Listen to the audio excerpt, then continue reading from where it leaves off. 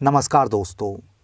श्रद्धा walker का case भले ही open हो चुका है, कातिल ने भी अपना गुनाह कबूल कर लिया है, लेकिन क्या आप जानते हैं कि केस अभी भी आफताब के पक्ष में ज़्यादा है और आने वाले समय में साल डेढ़ साल में उसे न सिर्फ जमानत मिल सकती है बल्कि वो इस केस में आसानी से बरी भी हो सकता है, क्योंकि सिर्फ इकबालिया बयान कोर्ट में सज़ा दिलाने के लिए काफ़ी नहीं होता है।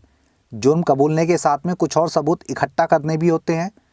कानून के जानकारों के अकॉर्डिंग आफताब केस अभी भी बहुत ज़्यादा कमज़ोर है। मैं आपको बताऊंगा कि कैसे आफताब ने चालाकी से अपने आप को 90% तक सेव कर लिया था। पुलिस लगातार सवाल कर रही है, जवाब भी मिल रहे हैं, लेकिन अभी भी कई ऐसे सवाल हैं जिनके जवाब पुलिस को नहीं मिले हैं। आफताब एक शातिर कातिल की तरह बिहेव कर रहा है और पुलिस को किसी भी सवाल का सटीक जवाब नहीं दे रहा है। कुछ सवाल हैं जिनके जवाब पुलिस को नहीं मिले हैं, जैसे अपराध में इस्तेमाल हथियार। श्रद्धा की हत्या गला घोंटकर की गई थी, लेकिन उसे 35 टुकड़े करने के लिए आरी का उसमें यूज हुआ था। पुलिस को भी वो आरी अभी तक नहीं मिल पाई है। किसी भी हत्या को साबित करने के लिए उसमें प्रयोग होने वाला हथियार सबसे अहम सबूत होता है। इसके बिना केस जो है पीड़ित पक्ष की तरफ से बहुत ज़्यादा कमज़ोर माना जाता है। 6 महीने बीत जाने की वजह से आरी का मिलना मुश्किल हो रहा है, क्योंकि आरी उसने कहाँ पर फेंकी थी ये अभी तक कोई भी नहीं बता पा रहा है। अगर वो आरी मिल जाती है तो उस पर फिंगरप्रिंट के साथ में खून के धब्बे भी मिल सकते हैं। इससे जो है कातिल का अपराध साबित करने में बहुत ज़्यादा आसानी होगी, लेकिन आरी अभी तक मिसिंग है। इसके अलावा मर्डर के दौरान श्रद्धा ने कौन से कपड़े पहने थे, श्रद्धा ने मर्डर के समय कौन से कपड़े पहने थे, वो कहाँ गए, क्योंकि आफताब ने बॉडी को काटा तो कपड़े भी उतारे होंगे, तो वो कपड़े मिलने भी बहुत ज़्यादा ज़रूरी हैं। आफताब ने बताया कि उसने वो कपड़े एक कचरा वैन में फेंके थे।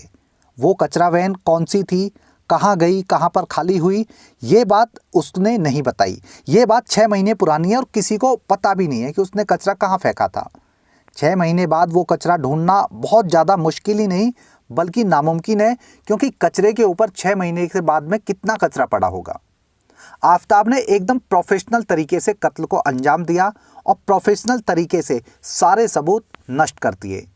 वो जानता था कि हथियार और कपड़े बहुत ज़्यादा अहम सबूत होते हैं, इसलिए उसने जो है उन्हें ऐसे ठिकाने लगाया कि बाद में अगर मार पिटाई के बाद में उन्हें ढूंढना भी पड़े या वो ढूंढना भी चाहे तो वो दोबारा से ना मिल पाए। तीसरी मुश्किल इस केस में यह है कि श्रद्धा का मोबाइल अभी तक नहीं मिला है।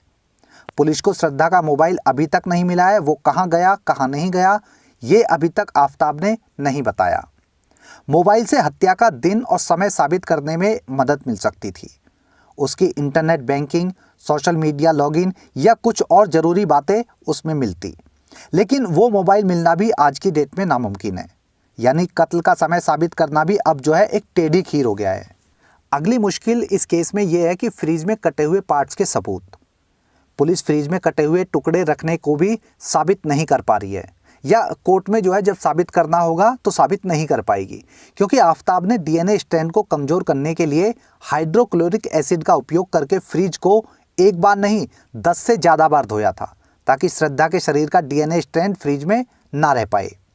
यानी फ्रीज में लाश के टुकड़े रखे गए थे, ये साबित करने को पुलिस के पास में कोई सबूत नहीं है सिवाय आफताब के इकबालिया बयान के।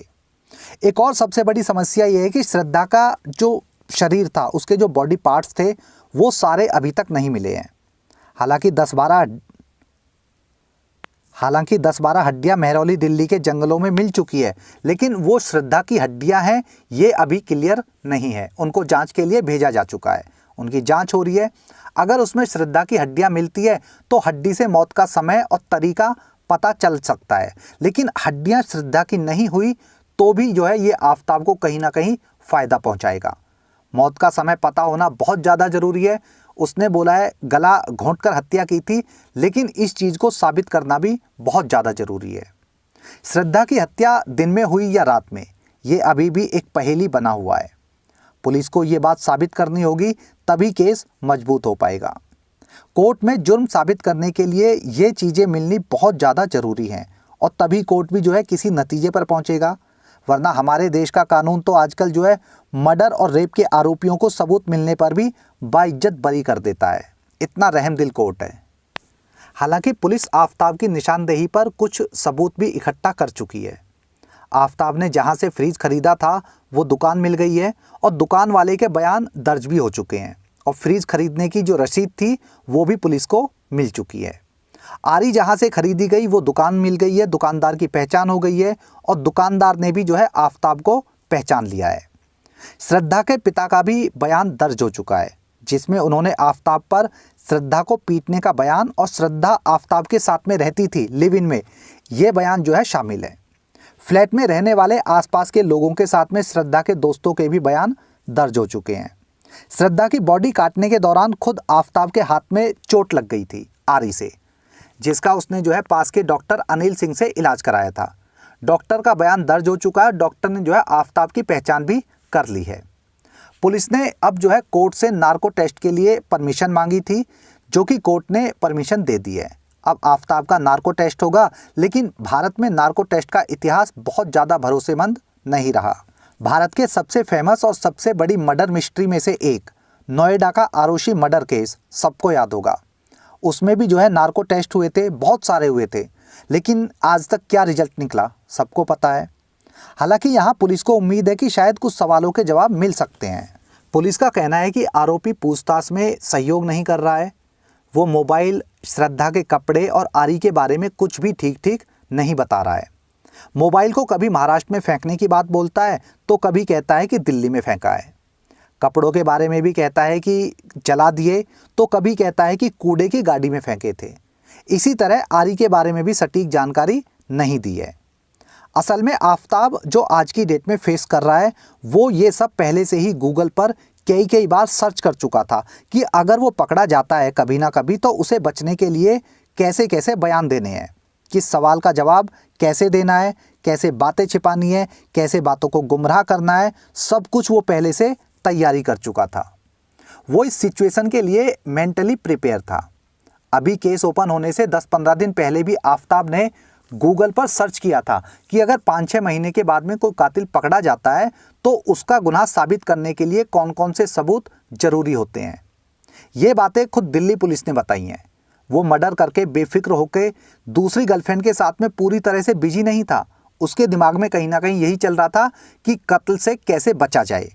वो लगातार रिसर्च कर रहा था कि कैसे पुलिस को गुमराह करना है और कैसे केस को अपने फेवर में करना है। और जो इंसान किसी सिचुएशन के लिए 4-5 महीने पहले से ही तैयारी कर रहा हो, खासकर कोई क्रिमिनल, वो इस सिचुएशन को बाकी लोगों के मुकाबले बहुत अच्छे से हैंडल कर सकता है। आफताब एक शातिर खिलाड़ी है। वो इसके कत्ल के तरीके से और एक्टिविटीज से साफ साफ पता चलता है।